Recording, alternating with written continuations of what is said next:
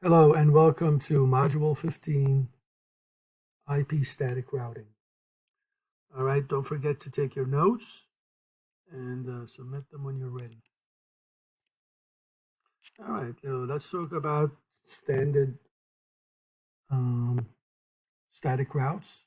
Well, before we talk about the standard static route, there are 4 ways you can type in routes, static routes: standard, default, floating, and summary. And the command that you use is IP route. So let's go through doing that. And the way you do it, please type those in.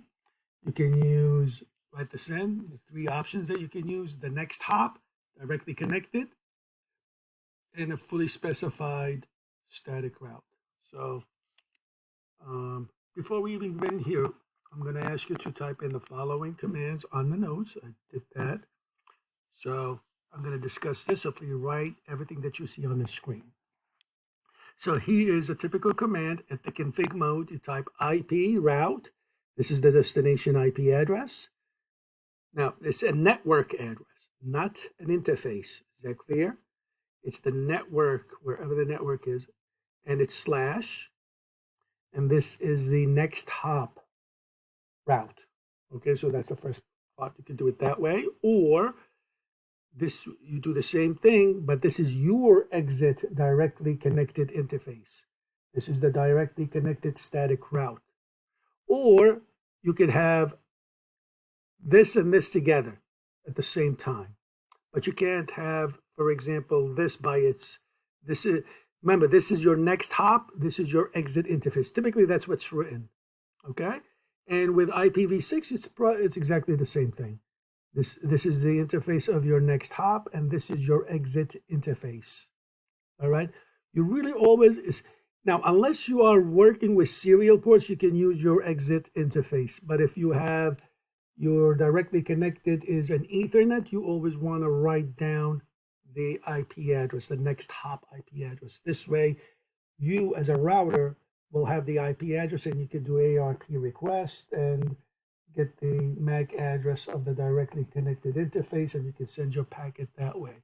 So it is best to always use the next hop address when you have fast Ethernet connected. If you have serial ports, you can do either or.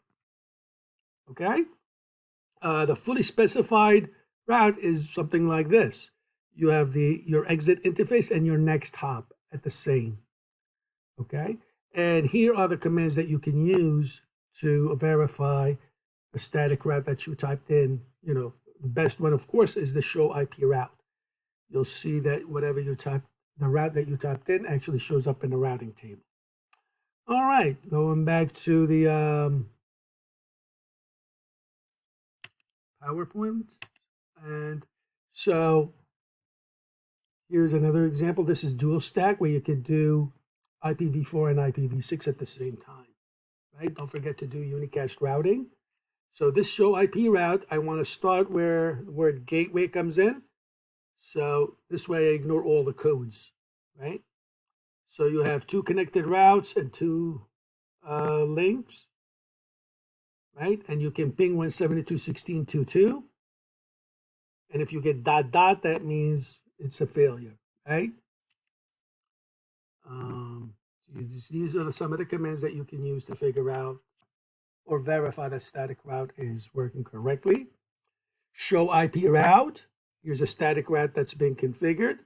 So this is saying this destination with this slash, we're going to send it to this interface. This is the directly connected, right? It's 1 hop. I'm sorry, 1 administrative distance, and 0 means it's directly connected, right?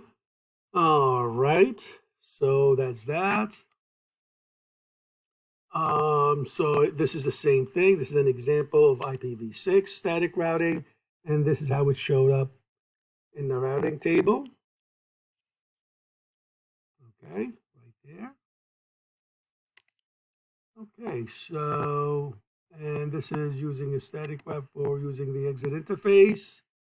And here's the fully. Now, with the fully, you need to, oops, excuse me for a second. using the fully interface. Let me see. A default route. No, we haven't talked about that, the default route. So here's the fully, where you put in your exit interface, the gigabit 00, and the destination and the next hop address as well. All right. So when do you need to do that? A lot of times you need to do that with IPv6. All right. Because this FEO2 is not routable. So you have to write that down. Okay. So you write your local and your next hop address, because this is not going to show up in the routing table by default no matter what. Can't figure it. The routers will not figure it out. So you would type in your exit interface and your next link local address. Typically that's done with IPv6 configuration on serial ports, the fully specified static route. All right. To verify static routes, again, you type show IP static. Show IP route will do it for a specific network if you want, or the show running config. Oh, the default route. So you have a stub network, which means there's nothing connected to it. There's only one way out, right? And you're going to the internet. So you go to the router and you say IP route quad 0, exit interface 011, which means any packet that comes in, and if it doesn't match, well, there's nothing, nowhere to go to. You immediately send it out. Okay? That's the gateway of last resort. So this is the command that you would type. IP route quad zeros for the network, quad zeros for the mask, and you say the exit interface or the next hop address. Why it does this? You're always going to get a match no matter what, right? This is 0/24. So for example, you see it right here. So when there is no match, let's say there are a whole bunch of, well, this is for a stub network. But if you have a whole bunch of entries in the routing table and none are matched, you go to the last mask, which is 0. And when you end the whole IP address with all bits equal to 0, you are forcing the result to be 0, and you will definitely get a match. So what you're really doing is when you're ending the destination IP address on the packet with 0, the result is going to be 0, and there will be a match, and then therefore your packet will be sent to this interface. So a default route is you type in IP route quad zeros, and that entry will always go to the last entry in the routing table. That means the gateway of last resort will be set to this interface. Anybody that doesn't have a match will go there. All right, so that's that. This is the entry of the default route for an IPv6. Floating static route. Floating static route is backup route. So what that means is please write the following down. Floating static route is used to provide a backup path to a primary static or dynamic route. The floating static route is only used when the primary route is not available. To do this, you add an administrative distance to the route of anything higher than 1. If you remember, excuse me, that the default route, oops, we were going too fast. Here, let me show you. When you type in, I guess I want to show you an example. Okay, here, in this example. So you can say IP route quad zeros to this interface. And you type in another default route to a different next hop address. But in this case, you put the administrative distance equal to 5. By default, this static route has an administrative distance of 1. So the router, when it sees both default routes in the routing table, it will go with this one because it has a static route of 1. If for whatever reason this interface goes down, then the next will be this. Then the packets will always go to 10, 10, 10, 2 instead, because it has the next highest route. So it's floating, it's waiting, sitting idle.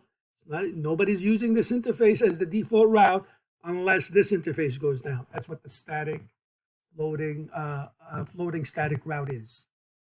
Okay? And when you type it in, you'll be able to see it in the routing table 10.10.2. And this is and it shows up here with, here you go. This is the administrative distance of 5 for the floating. All right, how do you configure a static host? A static host means that, let's say you want to tell the router how to reach a specific device in a network. Simple. You could do that just as easy. Just make sure you type IP route, the exact IP address of the server. It's not a network address, an exact number with /32, and you say what the exit interface is. So anybody that wants to reach 209.165.200.34 with /27, well, you can actually give it that specific interface. You make sure that you type in /32, and you say go to FEO2, right? Or .2, let's say, for IPv4, right? .2. Same thing with IPv6. Make sure the 128 bits matches. So remember, when you do it with IPv6, you're not writing the decimal format, you're doing the slash. So you're saying that anybody wants to go to this interface with all the 128 bits matches, you got to send them to this interface on the router. .2, right? That's called configuring a static host route. And there it is, right? It shows up like this in the routing table for IPv6, and it shows up like this for an IPv4. All right. So IPv6 static routes with link local. Let me see, did I cover that? No. Okay. So, oops, I know it's the last page, so just give me a second. For IPv6 static route, the next hop address can be the link local address of the adjacent router. However, you must specify an interface type and an interface number when using the link local address as the next hop. So please write this down. When you are doing, see, you must, right, at least this time, you must, for IPv6, link local next hop. Okay, so you're right, you must specify an interface type and an interface number when using link local addresses as the next hop. Okay? So you have to type in something like this. Serial 010, and then you type in the next hop link local address. Okay? The exit interface and the next hop address, which is the link local address.